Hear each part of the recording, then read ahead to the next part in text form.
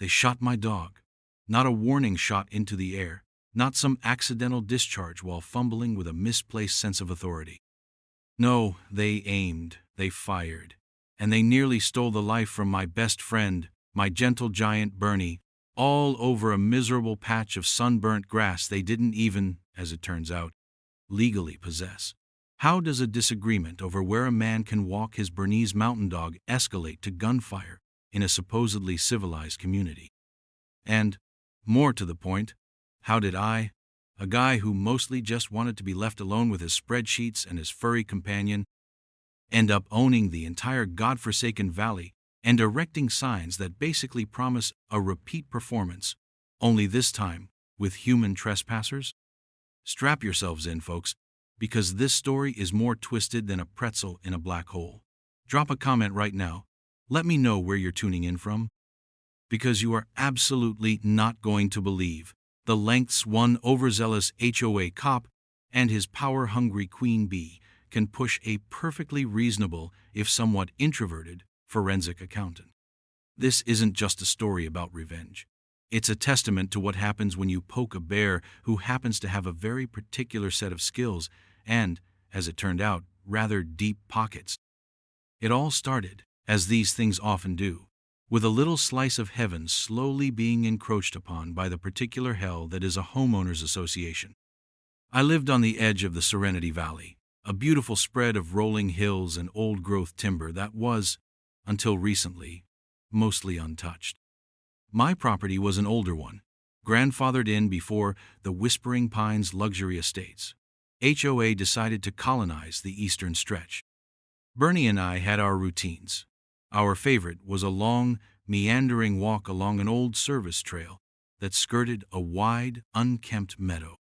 This meadow, I'd always understood, was sort of no man's land, possibly county-owned, definitely not manicured or claimed by the pristine, beige-sided tyranny of Whispering Pines. Or so I thought.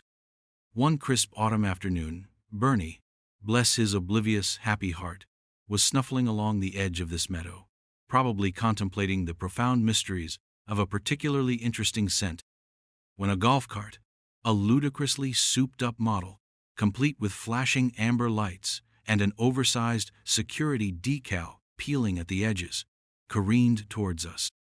Piloting this chariot of unwarranted self-importance was one Bartholomew Barty Higgins. Barty was a man whose physical stature seemed to shrink in direct proportion to the volume of his voice. He wore an ill-fitting navy blue polo shirt with HOA Patrol, embroidered amateurishly on the breast, mirrored aviator sunglasses that looked like they'd been lifted from a gas station bargain bin, and a utility belt sagging under the weight of a walkie-talkie, a notepad, a giant maglite, and, ominously, a holstered something. He skidded to a halt, kicking up dust, and immediately launched into a tirade. "This is private HOA property. You are trespassing. And that animal needs to be on a leash, a short leash, and muzzled. It's a menace." His voice was high-pitched, cracking with a weird blend of indignation and glee, the kind of tone only achieved by someone who has finally found a thimbleful of power and intends to drown the world in it. Bernie, all 120 pounds of fluff and benevolence, looked up, wagged his tail tentatively, and let out a soft woof, which Barty immediately misinterpreted. "See? Aggressive. It's lunging." I stepped calmly in front of Bernie. "Hold on a second," I said, keeping my voice level. "Firstly, my dog is not aggressive. He's saying hello. Secondly, as far as I'm aware, this isn't HOA land. I've been walking here for years." Barty puffed out his chest, which only made his polo shirt strain more. "Ignorance of the law is no excuse. This is designated common area for Whispering Pines residents only, and I am an official representative of the HOA board, empowered to enforce regulations." He tapped his chest proudly. I remember thinking he looked like a badly drawn cartoon character. Official representative? Or just an overzealous volunteer, Barty? I might have let a little sarcasm slip in there. "That was my mistake." His face mottled. "That's Officer Higgins to you, pal, and you're going to learn some respect." Before I could even process what was happening, before I could shield Bernie more effectively, Barty fumbled with his holster and pulled out what looked like a heavy-duty air pistol, the kind designed for pest control, not pets. "This'll teach you to respect HOA property!" he shrieked, and there was a sickening thwack-crack sound. Bernie yelped, a sound of pure agony and surprise that ripped through me, and collapsed onto his side, a dark stain already blooming on his beautiful black and rust fur, just below his ribs. For a second, the world went silent, then red. I don't remember much of the next few moments clearly, just a primal roar escaping me as I lunged towards Barty, but he scrambled back into his ridiculous golf cart and sped off, yelling something about me being dangerous. All I cared about was Bernie. He was whimpering, his eyes wide with pain and confusion. I scooped him up, thank God for adrenaline, because he was no lightweight, and sprinted back to my truck, my mind a chaotic whirl of terror, fury, and a desperate prayer that I could get him to Dr. Ramirez in time. The drive to the vet was the longest 15 minutes of my life, Bernie bleeding and moaning softly in the passenger seat, my hands shaking so badly I could barely grip the wheel. Dr. Ramirez and her team were incredible, rushing him into surgery immediately. The pellet, or whatever it was, had lodged dangerously close to his spleen. The waiting room became my personal purgatory. When Officer Miller from the county sheriff's department finally showed up, hours later, after I'd called them in a blind panic from the vet's office, he seemed more annoyed than concerned. "HOA dispute, huh? We get these all the time. Usually about paint colors, not this." He took my statement, but his eyes kept flicking to the Whispering Pines address I gave for Barty, a sort of weary resignation in them. He promised to look into it, which I instantly translated as file it and forget it. That night, as I sat by Bernie's recovery kennel, listening to his labored breathing, the initial shock and raw grief began to cool, crystallizing into something hard and sharp. They shot my dog over grass. This wasn't just about Barty's Napoleonic complex or the HOA's territorial pissing contest anymore. This was a violation so profound, so personal, that a simple lawsuit or an apology wouldn't even begin to cover it.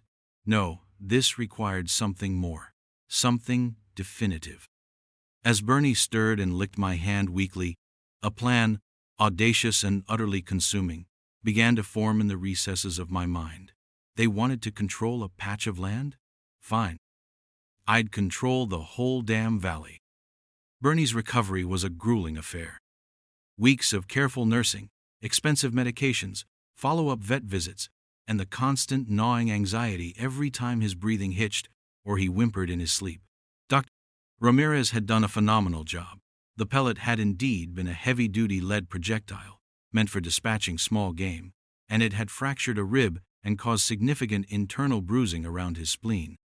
She'd saved him, but the emotional toll on both of us was immense. Every time I looked at the shaved patch on his side and the angry red line of stitches, the cold fury I'd felt in that vet's waiting room solidified further. This wasn't just about Barty anymore. It was about the system that enabled him, the HOA board, particularly its president, Penelope Prim, who I soon learned was Barty's staunchest defender and the architect of Whispering Pines' aggressive territorialism. My professional life had been spent as a forensic accountant, mostly dealing with complex corporate fraud cases. I had a knack for untangling convoluted financial webs and, more pertinently to this situation, a deep familiarity with sifting through mountains of obscure documents to find the one critical piece of paper that could unravel an entire charade. Most people saw me as a quiet, somewhat reclusive guy who kept to himself. They had no idea that my mind excelled at strategic dissection and methodical execution, nor were they aware of the not inconsiderable nest egg I'd accumulated from a few savvy early tech investments and a career spent advising on high-stakes financial recoveries. It was time to dust off those skills for a more personal project. My first step was to understand the battlefield. The patch of meadow where Bernie was shot became my ground zero. I started at the county records office, a place I knew well from my due diligence days. The clerk, a wonderfully crusty old gentleman named Earl, who seemed to have been part of the building's original foundation, remembered me vaguely from some arcane land title research I'd done years prior. "Back for more dusty deeds, are ya?" He'd grumbled, a twinkle in his eye. When I explained briefly what had happened, his expression hardened. "That Whispering Pines bunch," he said, shaking his head, "think they own the wind that blows through here. Let's see what we can dig up." For days I pored over plat maps, surveys, deeds, and zoning ordinances going back over a century. The Whispering Pines development was relatively new, built on land purchased from a conglomerate that had pieced together several older farming parcels. The HOA's own bylaws, which I managed to obtain through a sympathetic and disgruntled Whispering Pines resident I knew, casually, let's call him Dave, an engineer tired of being fined for his grass, being a quarter-inch too tall, were a masterpiece of vague overreach. They claimed common areas that were often poorly defined on their own internal maps. The crucial piece of evidence regarding the meadow came from a faded, hand-drawn survey map from 1927, attached as an addendum to the sale of the original Haverford Farm, a huge tract that formed the core of what became Whispering Pines. This map clearly delineated a 50-foot-wide county utility and access easement running along the exact line of the old service trail and encompassing the meadow edge where Bernie was shot. It had been set aside for potential county road expansion or utility lines that were never built. The land had never been formally deeded to the subsequent developers of Whispering Pines. It was, in essence, an orphaned easement, likely still under county jurisdiction or, even more interestingly, potentially reverting to the original landowner's heirs if abandoned by the county, a legal gray area prime for exploitation. Meanwhile, the HOA, led by Penelope Prim, was doubling down. I'd sent a polite but firm letter via my lawyer, a sharp, no-nonsense woman named Miss Albright, who specialized in property disputes and had a barely concealed disdain for petty tyrants, detailing the incident and demanding Barty be held accountable, along with covering Bernie's substantial vet bills. The response was a masterpiece of condescending dismissal.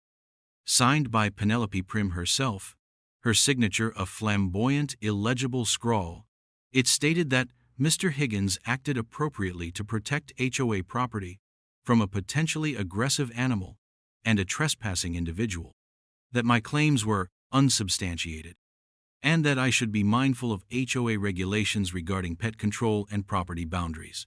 They even included a finely printed warning about harassing HOA officials.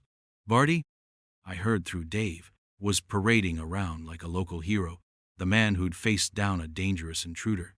Penelope Prim, described by Dave as a woman who wears her Chanel suits like armor and whose smile could curdle milk, apparently lauded Barty's proactive stance at the last HOA meeting. She drove a gleaming black Cadillac Escalade, always parked ostentatiously, and was known for her pronouncements on maintaining community standards, which usually translated to imposing her narrow, expensive tastes on everyone else. I started a meticulous file. Photos of Bernie's injuries, copies of every vet bill, totaling well into 5 figures by now. Ms. Albright's correspondence, the HOA's arrogant reply, detailed notes of my conversations with Dave, and, of course, copies of all the land records. I even managed to find a public record of Barty Higgins having 2 prior minor complaints against him for overzealous enforcement in a previous gated community he'd patrolled before being quietly let go. Not exactly a hardened criminal, but a pattern of behavior. The 1927 survey map felt like the first real chink in their armor regarding the meadow itself. But as I sat there, looking at the complex tapestry of land ownership in the wider Serenity Valley, a much grander, far more satisfying idea began to take root. This wasn't just about one strip of grass anymore. This was about silence, peace, and the freedom for a man to walk his dog without fear of being accosted by a tin-pot dictator. The HOA thought they were a kingdom. It was time to show them what a real empire looked like. The beauty of my professional background was that I understood the intricate dance of ownership, equity, and acquisition. While my day-to-day had been about unraveling illicit financial schemes, the underlying principles of tracking assets, identifying vulnerabilities, and executing strategic takeovers were surprisingly transferable. The Serenity Valley wasn't just a collection of homes and wild spaces. It was a mosaic of deeds, titles, trusts, and crucially, opportunities. My initial deep dive into the county records for the disputed meadow had given me a bird's-eye view of the entire valley's land ownership structure. What I discovered was fascinating. Beyond the neatly packaged parcels of Whispering Pines, much of the surrounding undeveloped land, the rolling hills, the forested tracts, the very buffer zones that gave the valley its charm and seclusion, was held by a patchwork of disconnected owners. There were elderly individuals in other states who'd inherited land they'd never seen, investment groups that had bought tracts speculatively decades ago and largely forgotten them, defunct corporations still technically holding title, and a surprising amount of acreage tied up in complex family trusts with dispersed beneficiaries. This fragmentation was the key. The HOA, in its insulated arrogance, likely assumed these lands were either untouchable or would eventually fall to developers like themselves, developers they could then attempt to influence or strong-arm. They had no idea a different kind of acquirer was now in play. The plan that had sparked in the sterile quiet of the vet's office began to solidify into a concrete strategy. It wasn't just about proving the HOA wrong about one patch of grass. It was about surgically acquiring a controlling interest in the valley itself, surrounding them, cutting off their perceived avenues for expansion, and, most deliciously, turning their own obsession with property lines against them on a scale they couldn't possibly comprehend. This wasn't going to be cheap.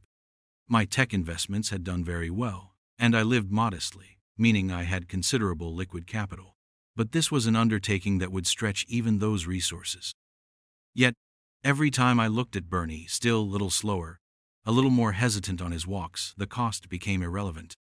This was an investment in peace of mind, in justice, and yes, in a profoundly satisfying form of revenge. I set up 2 discreetly named limited liability companies, or LLCs, through Miss Albright, something bland and forgettable like Mountain View Holdings and Serene Land Management. These would be the vehicles for the acquisitions, ensuring my personal name remained off the initial paperwork, preventing any premature alarm bells from ringing within the Whispering Pines fortress. My forensic accounting skills were invaluable here. I created a detailed map of the valley, color-coding parcels by ownership type, assessed value, and potential strategic importance. I focused first on a few key large tracts that bordered the Whispering Pines development, particularly those that controlled access to undeveloped areas or featured prominently in the HOA's long-term expansion fantasies, which Dave had surreptitiously shared with me from an old HOA newsletter. For the next several months, I became a ghost in the real estate market. My LLCs, represented by a very low-key, professional land agent, Ms. Albright, recommended a quiet man named Mr. Abernathy, who specialized in rural properties and asked few questions as long as the checks cleared, began making offers.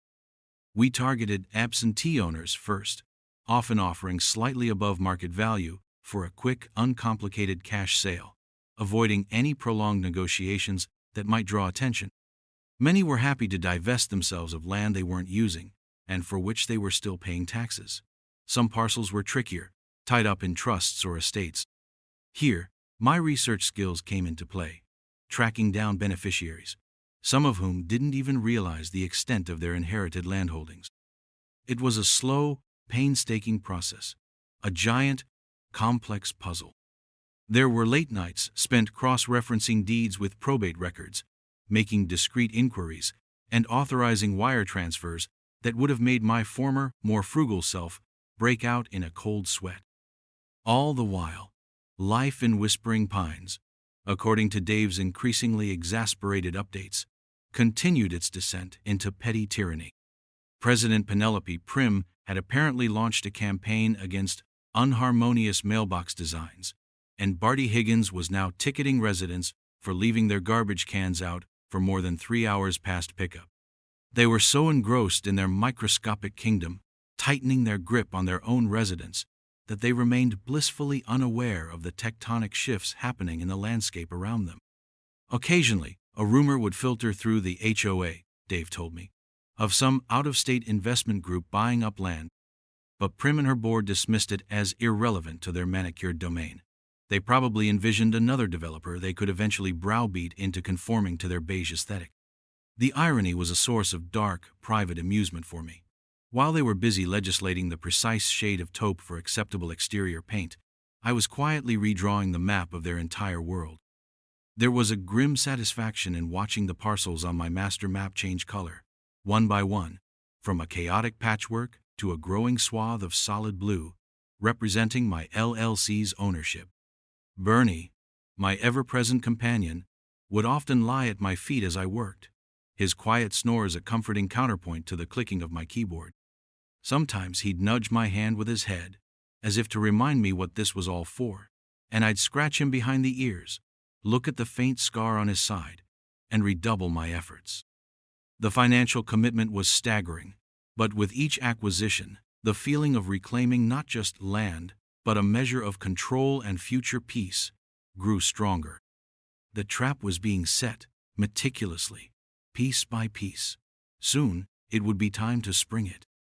The tipping point came about 8 months after Bernie was shot.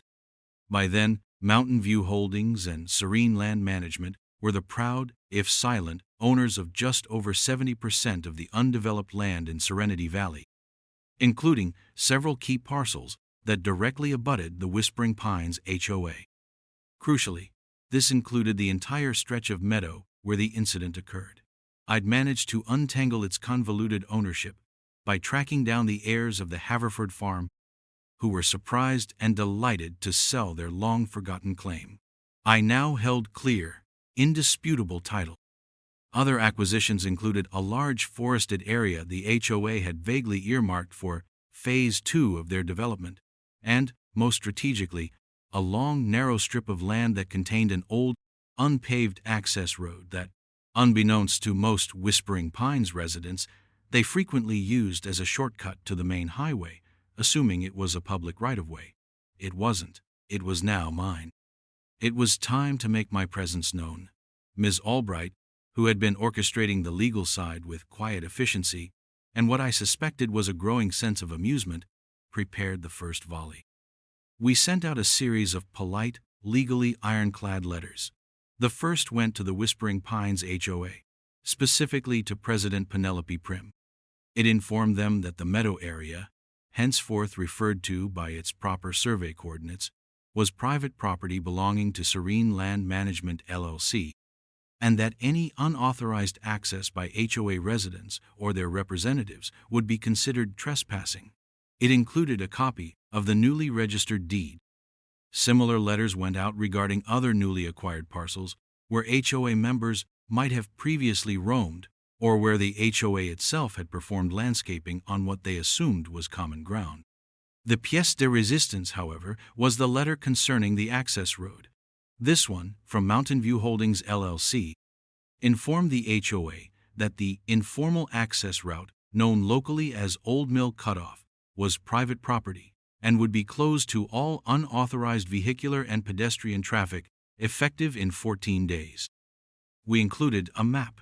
We also, as a courtesy, posted discreet private property, no trespassing signs along the boundaries of the meadow and at both ends of Old Mill Cutoff. Nothing too aggressive yet, just standard legal notices. The reaction, as relayed by an almost giddy Dave, was spectacular. Apparently, Penelope Prim received the letters during an HOA board meeting focused on implementing a new 50 fine for aesthetically discordant holiday decorations. According to Dave, who was present as a long-suffering committee chair, Prim read the first letter regarding the meadow with a confused frown, which deepened into a look of utter disbelief as she scanned the attached deed.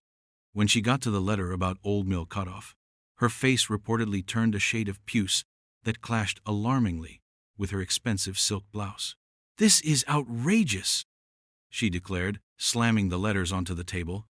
"Some Holding company thinks they can dictate to us where our residents can walk and close Old Mill Cutoff? That's practically a public road. Barty Higgins, ever the loyal toady, chimed in. It's a bluff, President Prim. They're just trying to intimidate us. We have rights. The board descended into chaos. There were panic calls to the HOA's lawyer, a rather slick but ultimately out-of-his-depth local attorney named Chad, who specialized more in slip and falls than complex land disputes with well-funded adversaries. For 2 weeks, a tense silence emanated from Whispering Pines as they presumably scrambled to understand what was happening. Then, as promised, on the designated day, I had a sturdy, locked gate installed at both ends of Old Mill Cutoff. Nothing fancy, just functional and undeniably closed. The next morning my phone started ringing. It was Dave. "You are not going to believe this," he said, trying to suppress a chuckle. "There's a traffic jam of about 20 SUVs at the top of Old Mill. Prim is there, in her Escalade, laying on the horn. Barty is trying to direct traffic and yelling at the gate like it personally offended him. It's glorious. The HOA, through their lawyer Chad, sent a blustering letter demanding the immediate removal of the illegal obstructions and asserting their prescriptive easement rights to the road and customary use rights to the meadow." Albright's response was swift and brutal, citing case law that dismantled their claims one by one, pointing out that any customary use of the meadow was on land they never owned, and that prescriptive easement for the road would require continuous, open, and hostile use for a statutory period against the actual owner's interests, which they couldn't prove, especially since the previous owners were absentee and unaware. The letter concluded by inviting them to pursue legal action if they felt their claims had merit, subtly hinting at the deep pockets of her clients. The final act was approaching. The HOA called an emergency general meeting for all Whispering Pines residents. The agenda: unwarranted land access restrictions by external entity. Dave told me the atmosphere was a mix of panic and outrage. This was my cue. I informed Dave I would be attending. He was stunned.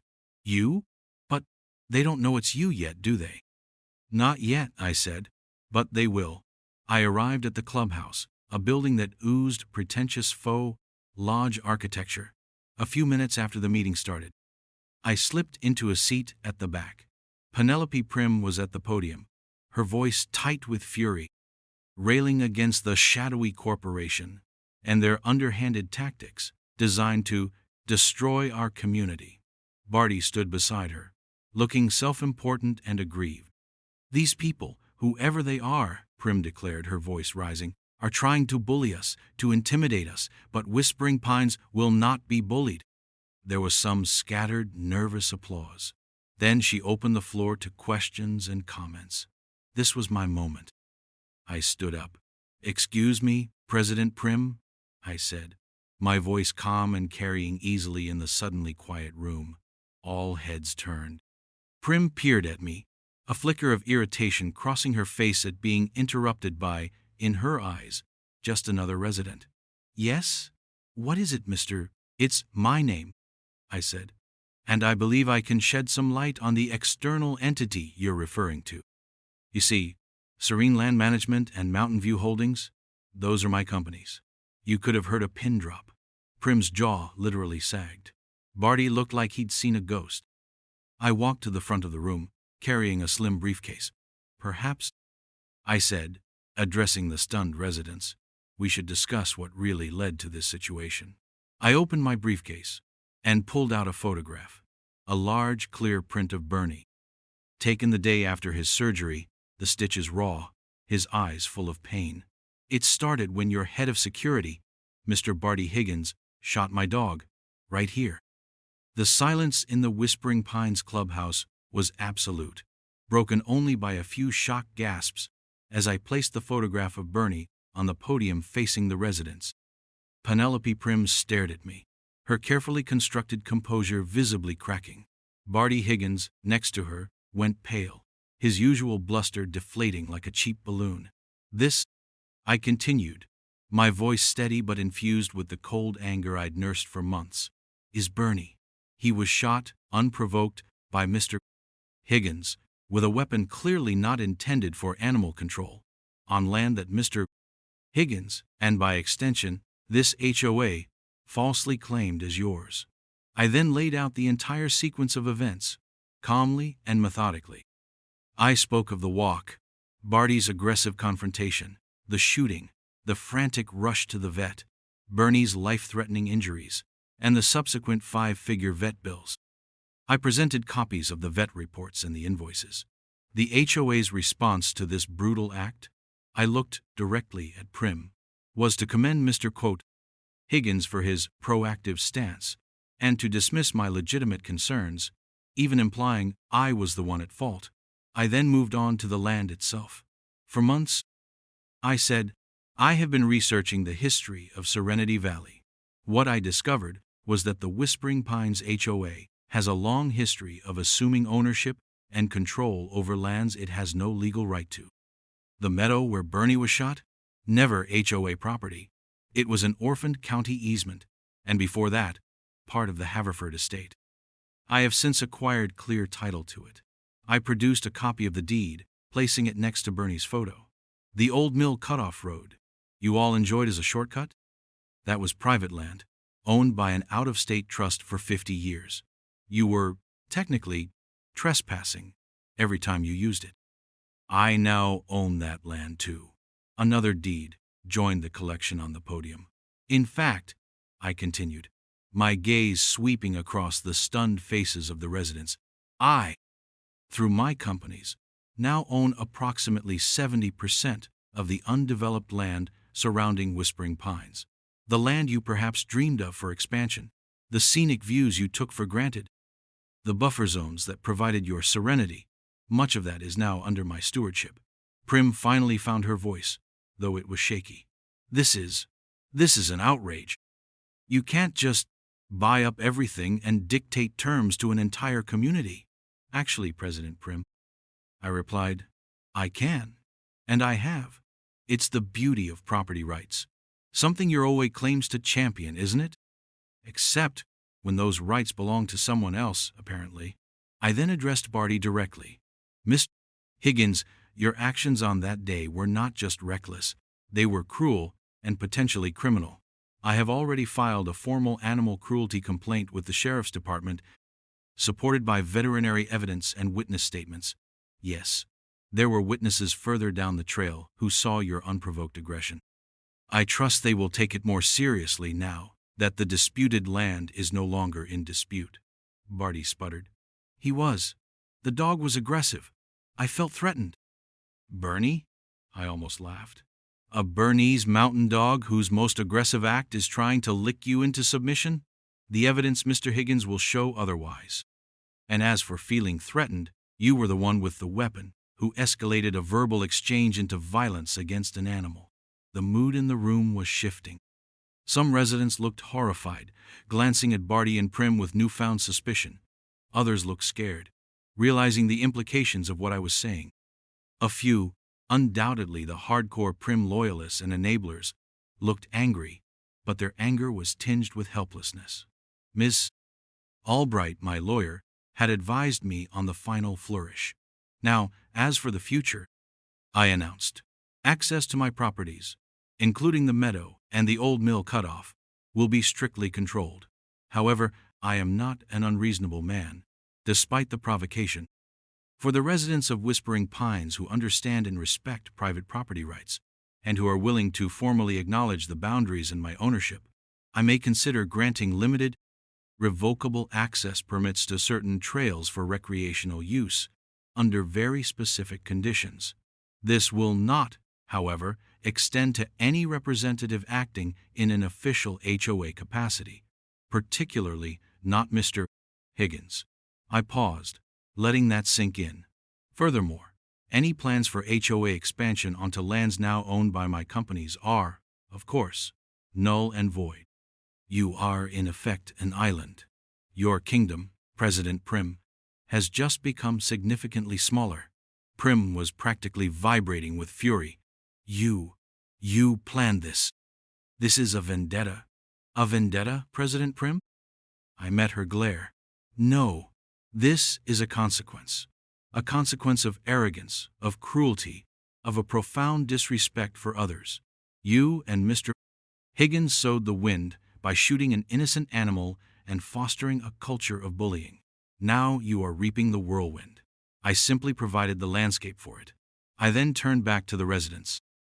I suggest you have a serious discussion about the leadership and direction of your HOA, because as of now, your relationship with the wider Serenity Valley has fundamentally changed. With that, I gathered my papers, gave one last look at Bernie's photograph, and walked out of the clubhouse, leaving behind a scene of utter chaos and dawning realization. The king, or in this case, the accountant with a wounded dog, had checked their queen. The game was over.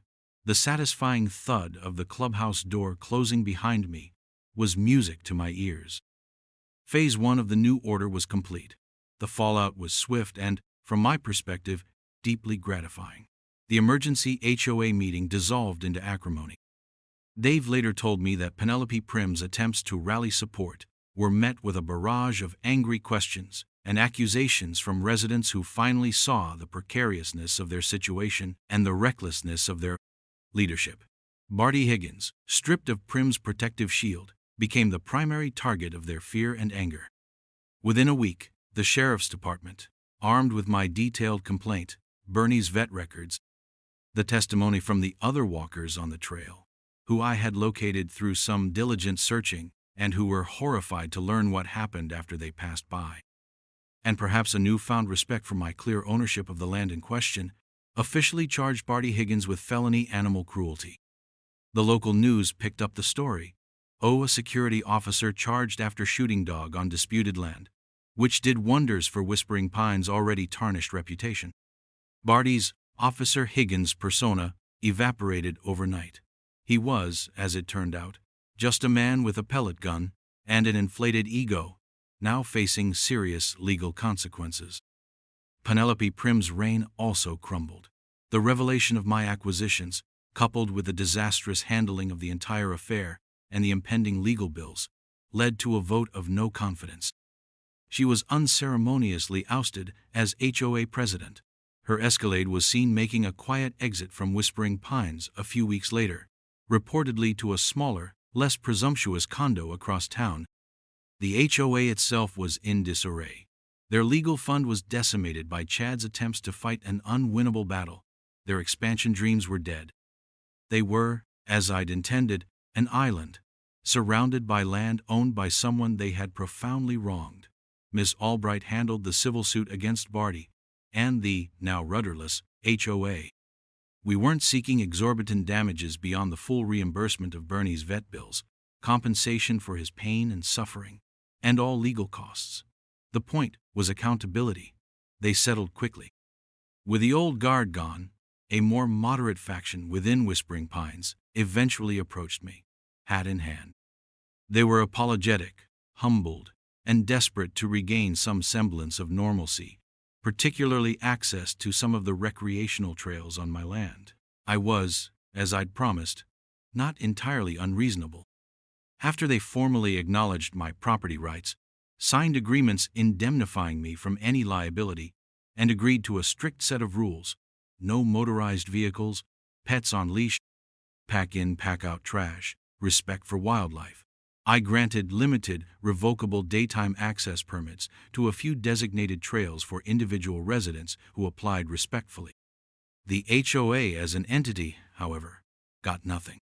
Barty Higgins, I'm pleased to report, was convicted of a lesser misdemeanor charge of animal cruelty after a plea bargain, received a hefty fine, community service, a prohibition on owning weapons, and, most satisfyingly, a court order to stay at least 500 yards away from me and Bernie.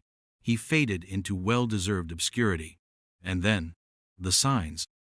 This was the part I'd been looking forward to with a certain grim relish.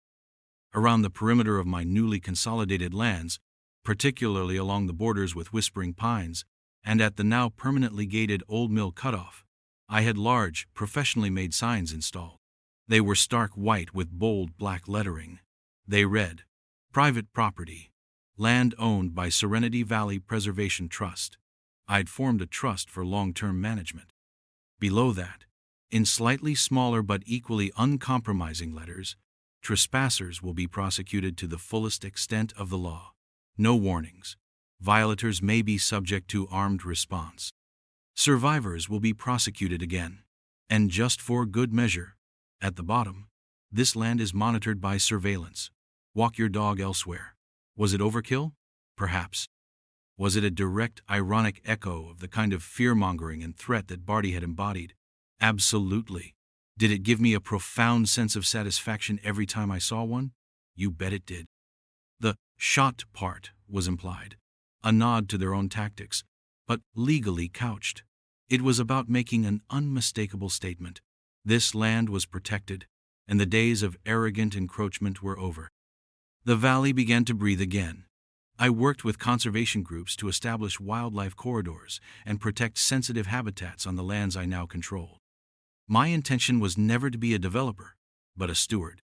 Bernie, fully recovered, though perhaps a little wiser about approaching unfamiliar golf carts, now had thousands of acres to roam freely, safely, on his own land. His tail wags were more enthusiastic than ever, his woofs joyful and unthreatened. Sometimes, we'd walk along the edge of the infamous meadow, and I'd see a Whispering Pines resident looking wistfully from their side of the new, clearly marked boundary. There was no animosity in my heart anymore, just a quiet sense of justice served.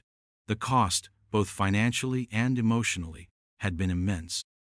But looking out over the peaceful expanse of Serenity Valley, knowing it was safe from petty tyrants and their ill-conceived power plays, knowing Bernie could live out his days in peace, it was worth every penny, every sleepless night. So yeah, that's the story of how I ended up buying a valley, because some power-tripping HOA enforcer shot my dog. It's amazing what a man will do for his best friend, and equally amazing how quickly bullies fold when confronted with real, unblinking resolve. Let me know in the comments what you would have done in my shoes, or if you've had your own run-ins with an HOA from hell. And do me a favor, go give your own furry friends an extra hug tonight. They deserve it.